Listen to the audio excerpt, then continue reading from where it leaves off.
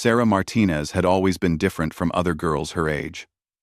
While her classmates spent weekends at the mall or watching movies, she could be found at the local gym, pushing her body to its absolute limits. At 22, she stood barely 5 feet 4 inches tall. But her compact frame carried the kind of muscle definition that spoke of years of dedicated training. Growing up in a military family, Sarah had heard countless stories about her father's service in the Marines and her grandfather's time in the Army. But it wasn't the stories of combat that captured her imagination.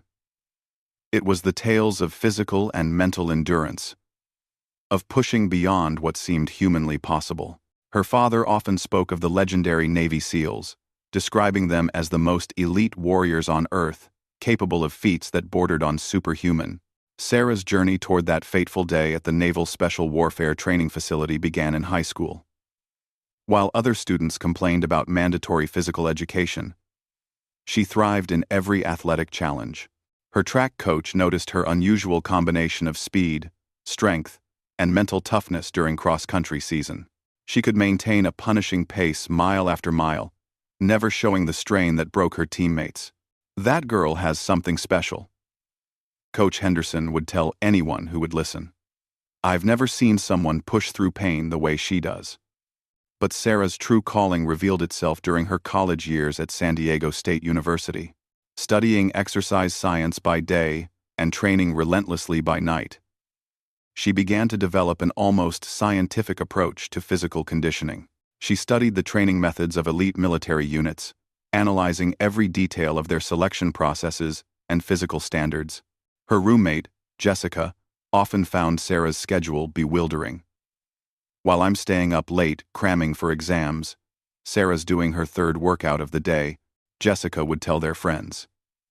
"She wakes up at 4 in the morning to run, hits the gym between classes, and then does some crazy circuit training before bed." Sarah's reputation on campus grew as word spread about her incredible fitness level. Male athletes who initially dismissed her as just another fitness enthusiast quickly learned to respect her abilities. During an informal challenge at the university gym, she outperformed the entire football team in a grueling endurance circuit that left even the biggest linemen gasping for air. The turning point came during her senior year, when a guest speaker visited her exercise physiology class. Commander Robert Hayes, a retired Navy SEAL, had come to discuss the physical and psychological demands of special operations training. As he described the infamous Hell Week, the brutal selection process that eliminated 90% of SEAL candidates, Sarah found herself leaning forward in her seat, hanging on every word. After the presentation, she approached Commander Hayes with a confidence that surprised even herself. "Sir, I know women aren't allowed in SEAL training, but I believe I could handle the physical challenges you described." Commander Hayes looked at the young woman standing before him, noting her obvious physical conditioning, but also the unwavering determination in her eyes. "The physical part is just one piece of the puzzle," he replied carefully. "But I'll tell you what, there's an informal training session happening next weekend at the Naval Special Warfare Facility. Some of my former teammates get together to stay sharp. It's not official military business, just veterans keeping their edge."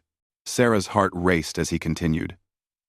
"If you're serious about understanding what SEAL training involves, and if you think you can hang with some of the toughest men I've ever known, show up Saturday morning at 0600 hours. Gate guard will have your name." The week that followed was the longest of Sarah's life. She maintained her usual training routine but found herself constantly visualizing what lay ahead. Her friends thought she was crazy for even considering it. "Sarah, these are Navy SEALs," Jessica reminded her repeatedly. "These guys are literally legends. What are you trying to prove?" But Sarah wasn't trying to prove anything to anyone else. This was about proving something to herself. She had always wondered if her limits were real or simply constructs of a society that told women there were certain things they couldn't do. Friday night before the training session, Sarah lay in bed, staring at the ceiling, her mind racing through everything she knew about SEAL physical standards. The minimum requirements were daunting enough. A 500-yard swim in 12.5 minutes. 50 push-ups in 2 minutes. 50 sit-ups in 2 minutes. 10 pull-ups with no time limit, and a 1.5 mile run in 10.5 minutes. But she knew these were just the baseline. The real training pushed far beyond these numbers. She had been secretly practicing these exact exercises for months, timing herself obsessively. Her best 500-yard swim time was 11 minutes and 40 seconds. She could crank out 70 push-ups in 2 minutes when she was fresh, and her pull-up record stood at 18 consecutive reps. The run was where she truly excelled. Her cross-country background gave her a significant advantage, and she could complete the distance in just under 9 minutes. But numbers on paper were one thing. Performing under the scrutiny of actual Navy SEALs, men who had earned their place among the most elite warriors in the world, would be something entirely different. As dawn broke on Saturday morning, Sarah stood outside the gates of the Naval Special Warfare Facility, her gym bag slung over her shoulder. The Marine Guard checked his list and nodded, directing her toward a concrete building where she could see figures moving in the distance. Walking across the training grounds, Sarah felt the weight of what she was about to attempt. This wasn't just a workout. This was stepping into a world where failure wasn't just disappointing, it could be deadly. These men had earned their reputations through years of the most demanding training on Earth, followed by real-world missions where their skills meant the difference between life and death. Commander Hayes greeted her with a nod of respect, though she could see the skepticism in the eyes of the 8 other men gathered around him. They ranged in age from their late 20s to early 40s, all bearing the lean, weathered look of men who had pushed their bodies to the absolute edge and beyond. "Gentlemen," Commander Hayes announced, "this is Sarah Martinez. She thinks she might have what it takes to hang with SEALs." The reaction was exactly what Sarah had expected. A mix of barely concealed amusement and outright skepticism. One man, introduced as Chief Petty Officer Mike Thompson, shook his head with a knowing smile. "Ma'am, with all due respect, do you have any idea what you're getting into here?"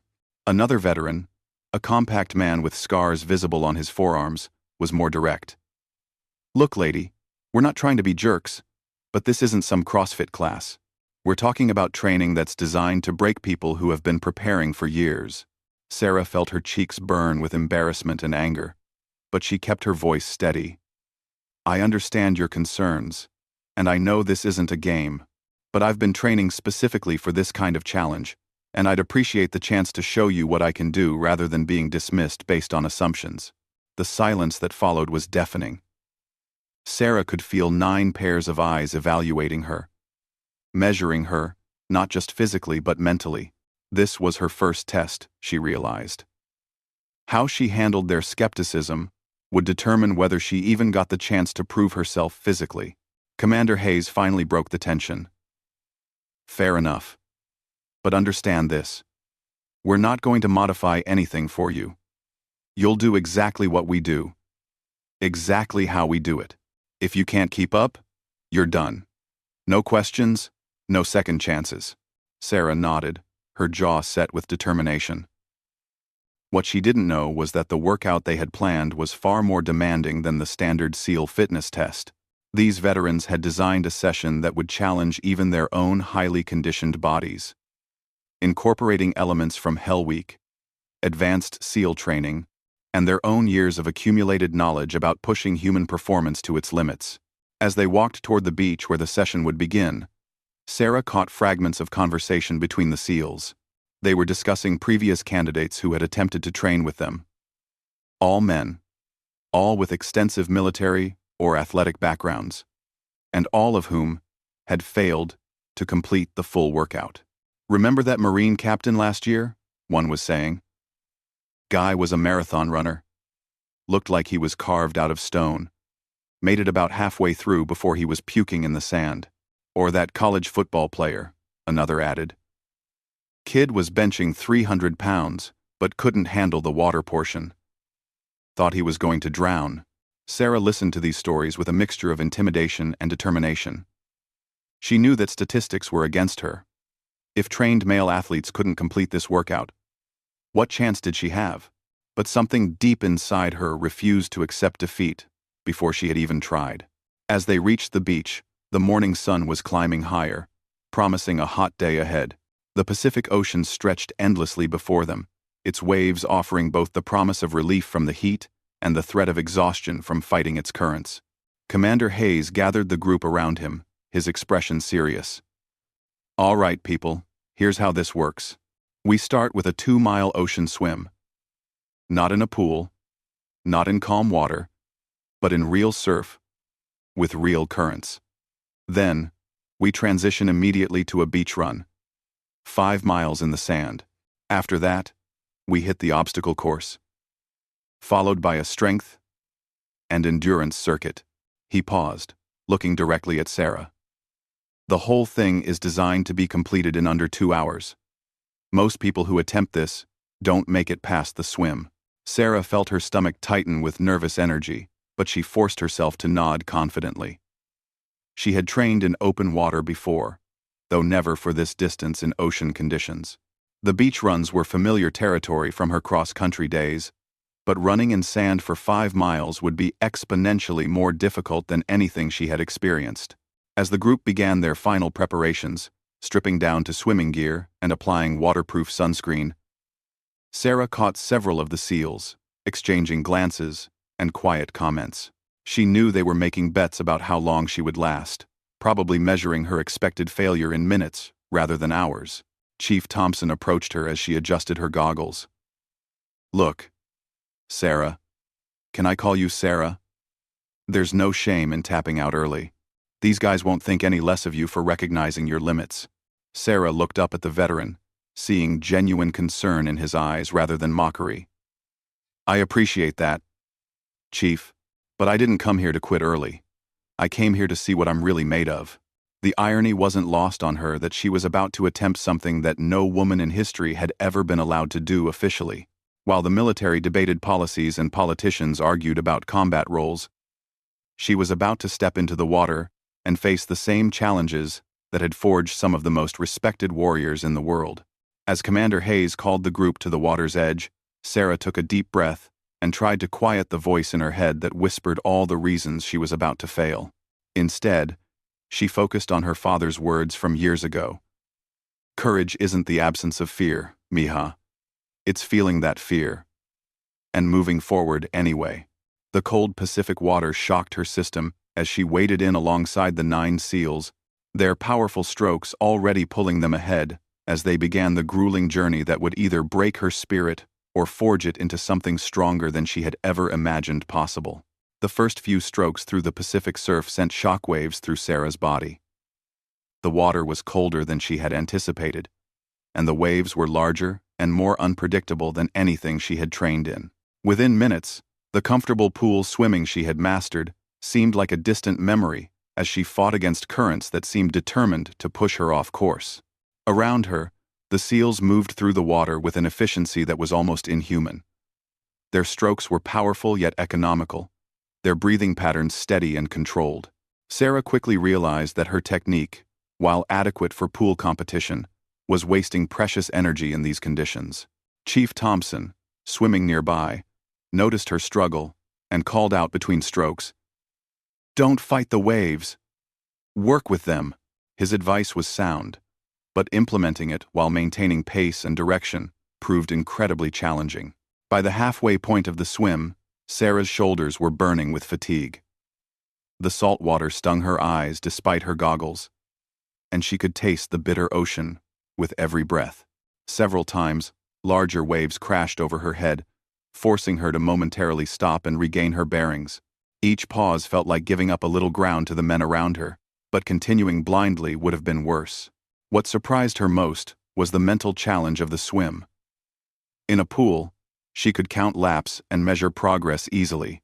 Here, surrounded by endless water with landmarks constantly shifting due to waves and current, she had to rely entirely on faith that she was moving in the right direction. The psychological effect was more draining than the physical demands. Commander Hayes had positioned himself as the lead swimmer, setting a pace that was challenging even for his experienced team. Sarah found herself falling behind, but not by as much as she had feared. When doubt crept into her mind, she focused on her father's military stories, imagining him swimming through far more dangerous waters during his service. The most difficult moment came when they hit a strong cross-current about a mile into the swim. Sarah felt herself being pulled sideways despite her best efforts to maintain direction. Panic began to set in as she realized she was using enormous amounts of energy just to stay on course. This was where many candidates failed.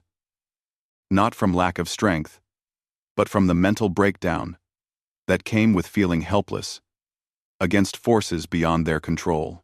It was then that she heard Chief Thompson's voice cutting through the sound of waves. "Martinez! Follow my wake. Stop fighting it alone." The veteran had deliberately positioned himself to help her navigate the current, creating a slipstream that made her progress easier. It was a small act of teamwork that spoke volumes about the SEAL mentality. They might doubt her abilities, but they wouldn't let her fail due to inexperience with ocean conditions. Drawing on reserves she didn't know she possessed, Sarah managed to complete the 2-mile swim in just under 45 minutes. Her time wasn't impressive by SEAL standards, but she had finished. And more importantly, she had learned to adapt her technique on the fly. As she stumbled onto the beach, her legs shaky from the unfamiliar swimming demands, she could see surprise in several faces. "Not bad for someone who's never done open water distance work," Commander Hayes acknowledged, though his tone remained neutral. But the swim was the easy part. The beach run began immediately, with no recovery time allowed. Sarah's legs, already compromised from the swim, now had to carry her 5 miles through soft sand. She had trained on beaches before, but never immediately after such an exhausting swim, and never for this distance. The SEALs set off at what seemed like an impossible pace. Their legs, conditioned by years of this exact type of training, powered through the sand with mechanical efficiency. Sarah tried to match their stride pattern but quickly realized she was overextending herself. Her shorter legs required a different approach, and she settled into a rhythm that felt sustainable. The sun was climbing higher now, and the combination of exertion and heat began taking its toll. Sweat mixed with salt water on her skin, creating an uncomfortable burning sensation. Her wet clothes chafed against her body with every step, and sand worked its way into her shoes despite her best efforts to keep it out. What struck her most about this portion was how the SEALs communicated with each other during the run. Despite the punishing pace, they maintained situational awareness, calling out obstacles, adjusting formation, and ensuring no one fell behind. It wasn't just about individual performance. It was about team cohesion. Under stress. Halfway through the run, Sarah hit what runners call the wall. Her glycogen stores were depleted from the swim, and her body was beginning to break down protein for energy. Every step became a conscious decision to continue, rather than an automatic response. This was where mental toughness became more important than physical conditioning. She began talking to herself, using techniques she had learned from sports psychology courses. One step at a time. Just focus on the next step. You've been here before. The positive self-talk helped, but it couldn't eliminate the very real physical distress she was experiencing. Around her, even the experienced SEALs were showing signs of fatigue. Their pace had slowed slightly, and she could hear their breathing becoming more labored. This gave her hope. If these elite warriors were struggling, then her own difficulties were normal and expected. The final mile of the beach run was pure willpower. Sarah's form had deteriorated significantly, and she was fighting muscle cramps in her calves and hamstrings. The soft sand seemed to grab at her feet with every step, and she found herself having to consciously lift her legs higher than felt natural. It was during this final push that something remarkable happened. Instead of falling further behind, Sarah began to close the gap with some of the SEALs. Her cross-country background was finally paying dividends. While her speed wasn't impressive, her ability to maintain pace when exhausted was exceptional. One of the younger SEALs, a man named Rodriguez, who had been vocal about his skepticism earlier, found himself running alongside her during the final half-mile. "How the hell are you still moving?" he gasped between breaths. Sarah didn't have enough energy to respond verbally, but she managed a slight smile. She was discovering something about herself that she had never known. When pushed to absolute limits, she didn't break down.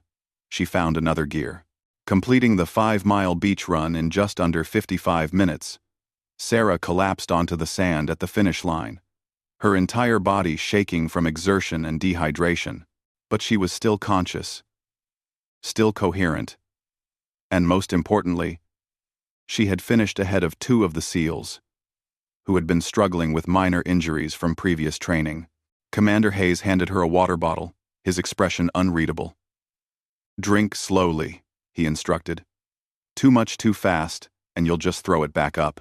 As Sarah forced herself to take small sips despite wanting to drain the entire bottle, she overheard conversations between the SEALs that filled her with quiet pride. "Did you see her split times?" one was saying. "She actually got faster during the last 2 miles. That's some serious mental toughness," another added. "Most people fall apart when they hit the wall. She just kept grinding." But Sarah knew the hardest part was still ahead. The obstacle course was designed to test not just endurance, but functional strength, agility, and problem-solving under extreme fatigue. It included rope climbs, wall traverses, heavy carries, and crawling sections that would challenge muscle groups already pushed beyond normal limits. The course began with a series of low crawls under barbed wire, requiring participants to army crawl for 200 yards while keeping their bodies inches off the ground. For someone of Sarah's size, this should have been easier than for the larger men. But her arms and shoulders were already compromised from the swim and run. As she began the crawl, sand immediately worked its way into her mouth, nose, and eyes. The barbed wire above was low enough that any deviation from perfect form would result in cuts and scrapes. This obstacle wasn't just about strength, it was about precision and body control while exhausted. The SEALs moved through the crawl with practiced efficiency, their bodies staying perfectly flat as they propelled themselves forward, using only their elbows and toes. Sarah tried to match their technique but found her form breaking down as fatigue set in. Several times, she felt the barbed wire catch on her clothing, forcing her to stop and carefully extract herself. Emerging from the crawl section, Sarah's elbows were raw and bleeding from contact with the rough sand and gravel, but there was no time to assess damage or feel sorry for herself. The next obstacle was already waiting. The rope climb was 25 feet of pure upper body strength. Sarah's rock climbing experience gave her some advantage in technique, but her arms were already severely fatigued. She watched the SEALs ascend, using a J-hook technique with their legs that made the climb look almost effortless. Sarah's first attempt at the rope was a disaster. Her grip strength was so compromised that she barely made it 10 feet before losing her hold and sliding back down. The rope burned her hands as she descended, adding insult to injury. "Use your legs more," Chief Thompson called out. "It's not all about your arms." On her second attempt, Sarah focused on wrapping the rope around her leg properly and using her lower body to assist the climb. It was clumsy compared to the SEAL's fluid technique, but it got her to the top. The descent was equally challenging, requiring controlled movement to avoid rope burn while fighting the effects of exhaustion. The heavy carry section involved moving a series of weighted objects, sandbags, water cans, and ammunition boxes, across a specified course. This was where Sarah's smaller size became a significant disadvantage. Objects that the SEALs could manage with relative ease pushed her to the absolute limit of her capabilities. The 75-pound sandbag carry was particularly brutal. Sarah had to modify her technique constantly, alternating between carrying positions to prevent complete muscle failure. At one point, she had to stop and rest the bag on a barrier, taking precious seconds to recover enough strength to continue. What impressed the watching SEALs wasn't her speed or efficiency. It was her refusal to quit. Every time it looked like she might fail, she found a way to adapt and continue. This adaptability under pressure was exactly what SEAL training was designed to identify and develop. The final obstacle was a team-based challenge that required coordination and communication. Participants had to navigate a complex structure that couldn't be completed alone. It required lifting, supporting, and spotting between team members. This was where Sarah experienced something she hadn't expected: full acceptance from the SEAL team. Without hesitation, they included her in their tactical discussions about how to approach the obstacle. Her input was sought and valued, and when they executed their plan, they treated her as a full team member rather than a liability to be managed. Working together, the team completed the obstacle course in a time that Commander Hayes later described as respectable for a group that had never trained together. But more importantly for Sarah, she had proven she could function as part of a team under extreme stress, rather than being a burden that held others back. As they gathered at the end of the obstacle course, Sarah was amazed to realize they were only 2/3 through the planned workout. Her body was operating on pure adrenaline at this point, and she had long since stopped trying to pace herself for what was ahead. She was simply focused on completing whatever challenge came next. The strength and endurance circuit that awaited them was designed to target any muscle groups that might have escaped punishment during the previous hours. It included pull-ups, push-ups, mountain climbers, burpees, and a variety of functional movements that mimicked combat actions. This was where Sarah's gym training finally provided a clear advantage.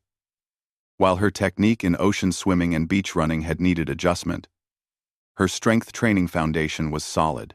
She moved through the circuit with confidence, her form remaining crisp, even as fatigue mounted. The other participants began to notice her performance during this section. Her pull-up numbers were impressive by any standard, and her push-up technique was textbook perfect.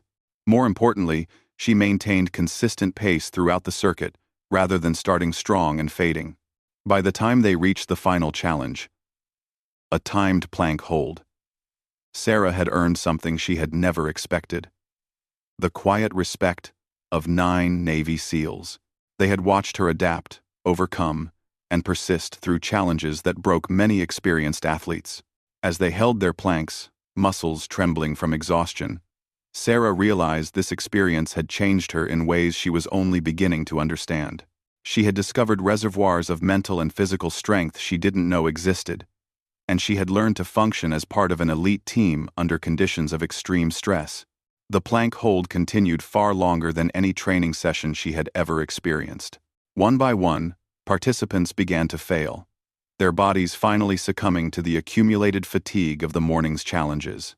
Sarah held her position, focusing on breathing and maintaining perfect form, determined not to be the first to quit.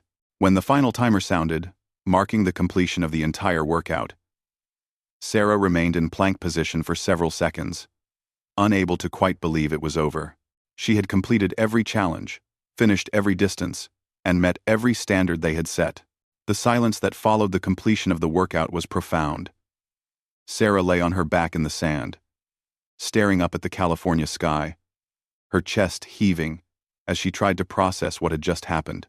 Around her, 9 of the most elite warriors in the world were equally exhausted, some lying prone, others sitting with their heads between their knees. Commander Hayes was the first to speak, his voice carrying a tone Sarah had never heard before. In 15 years of running these informal sessions, I've seen exactly 3 people complete the full circuit without modification or assistance. He paused, looking directly at Sarah. You just became the 4th. The words hit Sarah like a physical force. She had not only completed the training, she had done it at the same standard as these legendary warriors. Chief Thompson, who had been most vocal about his skepticism, was shaking his head in what appeared to be genuine disbelief. I owe you an apology, Thompson said quietly. I've seen Marine recon guys, Army Rangers, even a few fellow SEALs wash out of this workout. I never thought. He trailed off, seeming to search for the right words. Rodriguez, the younger SEAL who had run alongside Sarah during the beach portion, was more direct. That was some of the most impressive mental toughness I've ever witnessed. You should have quit a dozen times during that course, but you just kept adapting and pushing through. As Sarah slowly sat up, her muscles screaming in protest, she noticed something remarkable happening around her. These men, who had initially viewed her as an outsider attempting something beyond her capabilities, were now discussing her performance with the kind of respect reserved for proven warriors. Did you see her technique adjustment on the rope climb? One was saying. Most people panic when their first approach doesn't work. She analyzed what went wrong and corrected it immediately. And the way she handled the heavy carries, another added. She couldn't match our strength, so she modified her approach and still got the job done. That's exactly the kind of problem-solving mentality we need in the field. Commander Hayes helped Sarah to her feet, his expression serious but respectful. Sarah, I need to be honest with you about something. When I invited you here, I didn't think you'd make it past the swim. This wasn't meant to be encouraging. It was meant to show you the reality of what SEAL training involves. Sarah nodded, understanding the implications of his words. You thought I needed a reality check. Exactly. But what happened here today changes things. Hayes paused, choosing his words carefully. Your performance wasn't just impressive for a woman, or impressive for a civilian. It was impressive, period. You've demonstrated capabilities that most military personnel never achieve. The conversation that followed would change Sarah's life trajectory in ways she never could have imagined. Commander Hayes explained that, while official SEAL training remained closed to women, there were other opportunities within the special operations community where her demonstrated abilities could be utilized. There are units that work closely with SEAL teams, he explained. Intelligence specialists, combat support personnel, even some direct action roles that don't fall under the traditional SEAL designation. Your performance today proves you have the physical and mental capabilities for that level of service.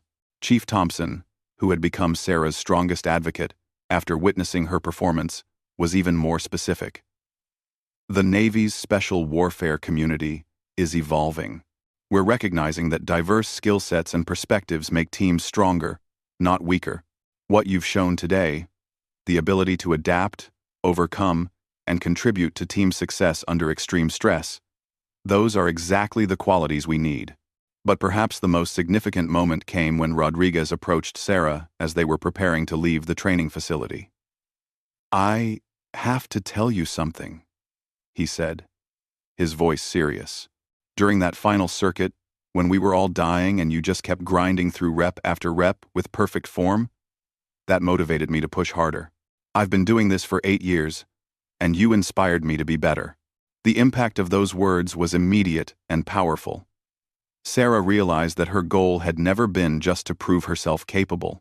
It had been to earn the respect of people she respected. To hear a veteran SEAL say that her performance had inspired him was validation beyond anything she had imagined possible. Over the following weeks, word of Sarah's performance spread through networks of special operations, veterans, and active duty personnel. Commander Hayes, true to his word, began making inquiries about opportunities that might be available for someone with her demonstrated capabilities. The response was overwhelmingly positive. Multiple units expressed interest in meeting Sarah, eager to evaluate whether her performance in controlled training would translate to operational effectiveness. Some opportunities involved support roles, while others offered the possibility of direct participation in special operations missions. Sarah's college professors noticed immediate changes in her approach to academics. Her exercise science courses took on new relevance as she began to understand the scientific principles behind the training methods she had experienced.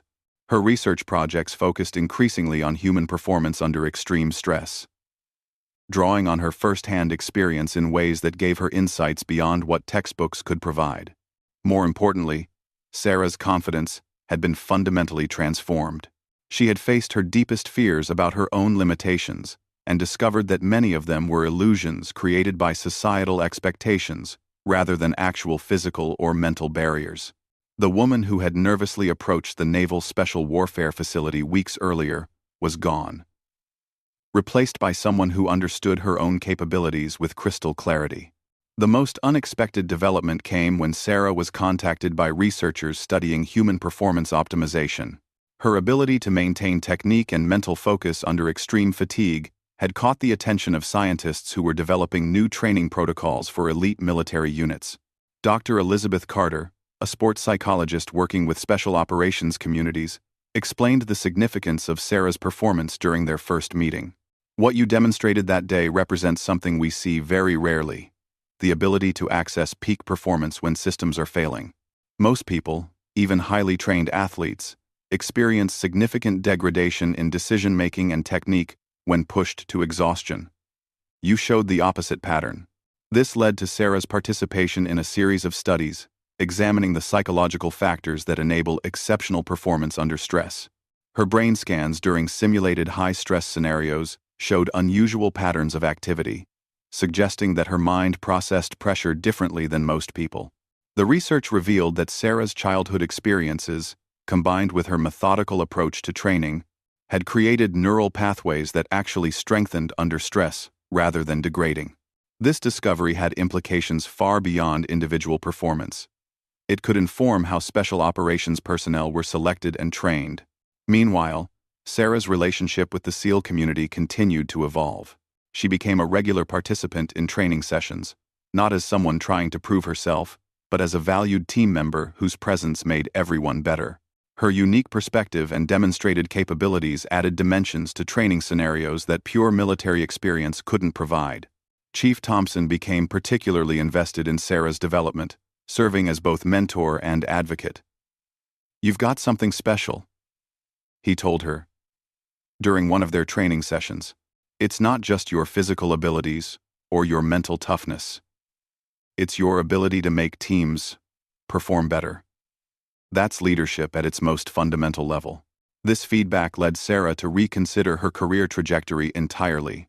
While she had originally planned to pursue traditional exercise science careers, her experiences with the SEAL community had revealed possibilities she had never considered. The formal opportunity came 6 months after that first training session, when Sarah was invited to participate in a pilot program designed to expand the talent pool for special operations support roles. The program would assess candidates from non-traditional backgrounds who demonstrated exceptional capabilities, with the goal of identifying new approaches to building elite teams. Sarah's acceptance into the program represented more than personal achievement. It was recognition that capabilities could exist in unexpected places, and that true excellence transcended conventional categories. Her performance had forced a community known for rigid standards to reconsider what those standards actually measured. The final validation came during her formal evaluation for the program. After completing a battery of physical, mental, and psychological assessments that far exceeded anything she had experienced during that first training session, Sarah received scores that placed her in the top percentile of all candidates who had ever been evaluated. But the most meaningful moment came when Commander Hayes delivered her results. "Sarah, when I first met you, I saw someone who didn't understand what she was asking for. Today, I see someone who not only understands, but who has the capability to excel at the highest levels of military service." He paused, looking at the evaluation scores.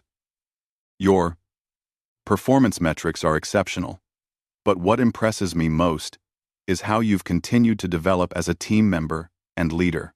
You've earned something that can't be given: the respect and trust of people who demand excellence from themselves and others."